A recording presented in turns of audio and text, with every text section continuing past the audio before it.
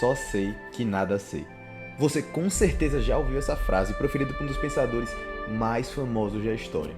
Mas você sabia que apesar dele ser amplamente conhecido em todo o mundo, nunca fundou sua própria escola e não tem nenhum escrito feito pelos seus próprios punhos? Melhor, você sabia que ele pode nem ter existido? Fica comigo até o final se quiser entender essa história e não esquece de deixar o like e se inscrever, que a gente tá sempre trazendo conteúdos assim. E me segue no Instagram, que eu vou estar sempre trazendo conteúdos por lá. Bora pro vídeo.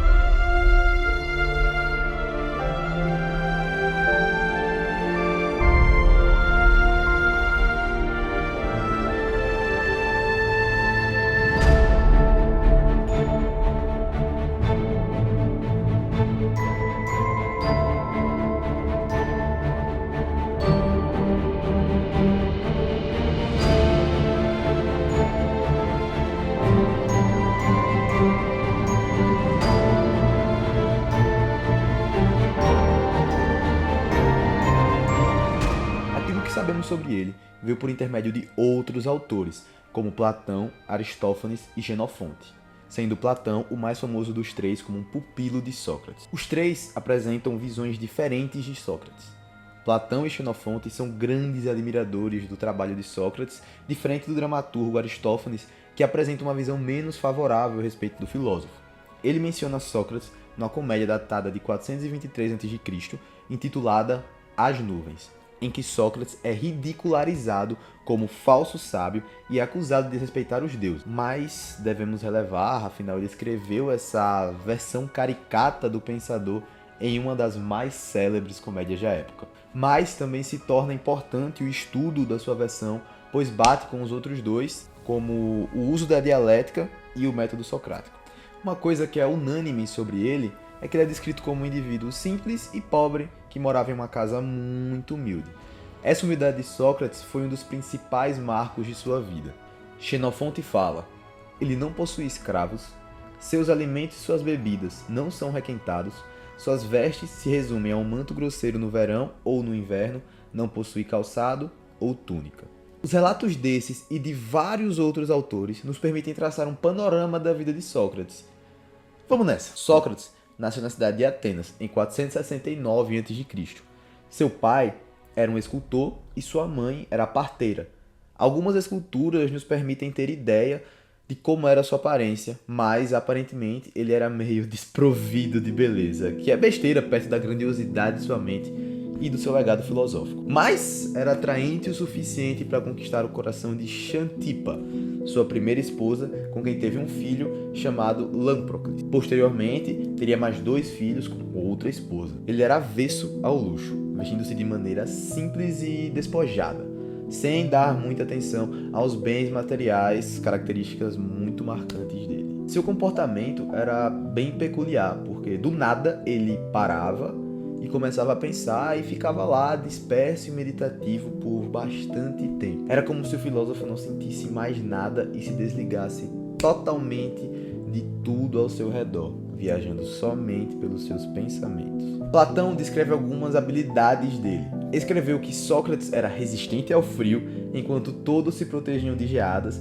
ele ficava lá, tranquilo, somente com uma manta, além de andar descalço no gelo e não parecer nem sentir o frio nos seus pés. Certa vez, ele passou 24 horas olhando para o horizonte e refletindo alguma ideia que estava passando ali na cabeça dele, o que impressionou os soldados ali da região. Platão também fala que o mestre tinha a capacidade de ingerir grandes quantidades de bebida alcoólica e nunca ter ficado embriagado. Durante a juventude, prestou serviço militar e serviu na Guerra do Peloponeso, recebendo muito prestígio e destaque pelo seu heroísmo, mas seu destino era outro: a filosofia. Num diálogo platônico, temos a origem da famosíssima frase: só sei que nada sei. Em certa ocasião, Querofonte, um amigo de infância, foi ao oráculo de Delfos. Nessa ida de Querofonte ao local, ele pergunta se existia alguém mais sábio que Sócrates, recebendo um não como resposta. Quando foi contar a um amigo sobre isso, Sócrates ficou intrigado, pois estava consciente de que nada sabia. Conforme cita Platão, Sócrates indaga: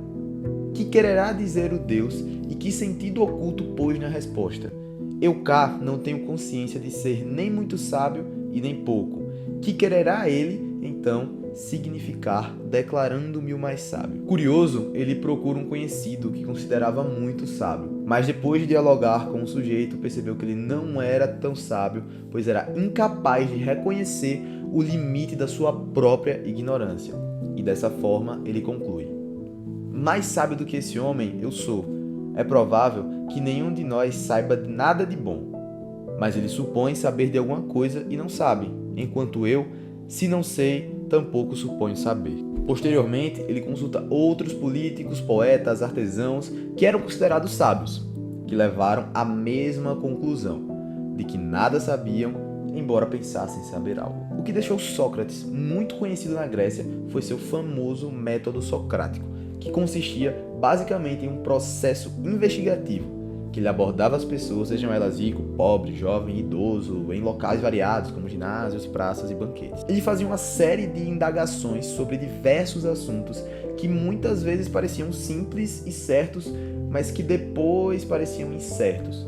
Sempre que as pessoas apresentavam seus pontos, Sócrates rapidamente as desconstruíam com novos questionamentos e mostrava a presença de equívocos e inconsistência nas respostas fornecidas. Assim, percebiam que não conheciam aquilo que pensavam conhecer, ainda que existissem muitas perguntas e poucas respostas. Através dessas reflexões, as pessoas passavam a se conhecer melhor e ter uma nova perspectiva sobre o assunto dialogado. Assim, Sócrates usou sabiamente a sua dialética, que é a arte do discurso, como uma ferramenta linguística de busca pela verdade, que levou as pessoas a reconhecerem conceitos vistos como verdadeiros, poderiam ser vistos como falsos, e assim reconheciam a sua ignorância. Ele comparava esse método com a profissão de sua mãe, pois a partir dele ajudava no nascimento de novas ideias que já se encontravam no interior das pessoas, e ele apenas ajudava a nascer como um parteiro. Esse parto que ele realizava, questionando as visões das pessoas e posteriormente mostrando contradições e mudando suas perspectivas, foi chamado de maiêutica. E segundo escreve Xenofonte, ele jamais recebeu nenhum pagamento pelos seus ensinamentos, ao contrário dos sofistas da época. Outro ponto muito interessante da sua filosofia era a questão da virtude, que era considerado o mais valioso de todos os bens. O homem que possuía conhecimento era virtuoso e não era capaz de praticar o mal, sendo que o mal, portanto, seria causado por pessoas ignorantes que desconhecem o que é o bem, e por isso haveria uma relação entre a moral e o conhecimento. Simplificando, sabendo o que é o bem, não teria razão para praticar o mal. Aos 60 anos, Sócrates foi acusado e condenado em Atenas. Em defesa de Sócrates, Platão nos conta como foram as alegações de seu mestre diante de seus acusadores. Conforme Platão cita, Sócrates foi réu por corromper a juventude e não crer nos deuses que o povo crê, e sim em novas divindades. Xenofonte ressalta em seu registro o quanto o filósofo se sentiu injustiçado. Ambos os registros destacam a admirável tranquilidade de Sócrates diante da morte. Durante seu julgamento, ele contou aos presentes que tinha uma missão divina, que começou na infância, quando escutavam uma voz. Essa voz seria o seu daimon, palavra que historicamente possui muitos significados. No caso de Sócrates, era uma espécie de gênio ou um guia pessoal que eventualmente se comunicava com o filósofo, dando a ele instruções do que fazer. No fim, Sócrates é condenado e obrigado a ingerir cicuta, um veneno muito forte. Platão enaltece a admirável e inspiradora serenidade e coragem de seu mestre diante da morte. O homem me parecia estar feliz nos seus modos e em seu discurso enfrentava a morte com destemor e nobreza. No final dessa obra, ele descreve Sócrates como sendo o melhor, mais sábio e mais justo dos homens. E apesar disso tudo, fica o questionamento. Não temos nenhum escrito feito por ele. Tudo o que sabemos foi descrito por outros escritores. Esse homem realmente andou pelo nosso mundo ou é apenas fruto da imaginação de outros pensadores? Deixa aqui nos comentários o que você acha. Mas o que podemos aprender com ele? Bom, a maioria dos escritores que falam sobre ele retrata como um sujeito dotado de grande sabedoria. Sua herança filosófica é valiosa, influenciando pensadores que o sucederam. Entre outras coisas, nos ensina a analisar melhor nossos pensamentos, e ter uma perspectiva mais clara da realidade. Ao estudá-lo, tendemos a perceber o quanto é importante manter uma postura crítica diante do mundo e o quanto a humildade é preciosa na nossa jornada pela busca do conhecimento.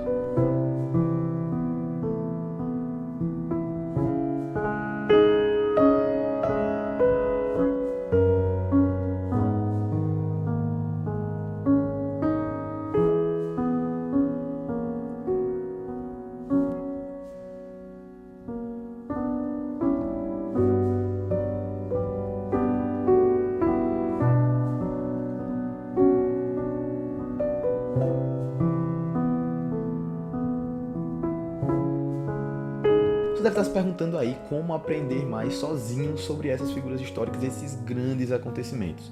Bom, a melhor forma que você tem para fazer isso, e é a forma que eu utilizo e acho que todos utilizam, é a partir da leitura. Então, vai agora no primeiro link da descrição. E se você ficou fascinado pela incrível jornada de Sócrates, não esquece de deixar seu like, compartilhar esse vídeo com seus amigos e se inscrever no nosso canal para mais conteúdos empolgantes sobre figuras históricas e suas extraordinárias contribuições para o mundo. Queremos construir uma comunidade de amantes da história, então deixe nos comentários qual figura histórica você gostaria de ver no próximo vídeo. Sua participação é crucial para continuarmos trazendo conteúdo de qualidade. Até a próxima aventura histórica e obrigado por fazer parte dessa jornada conosco.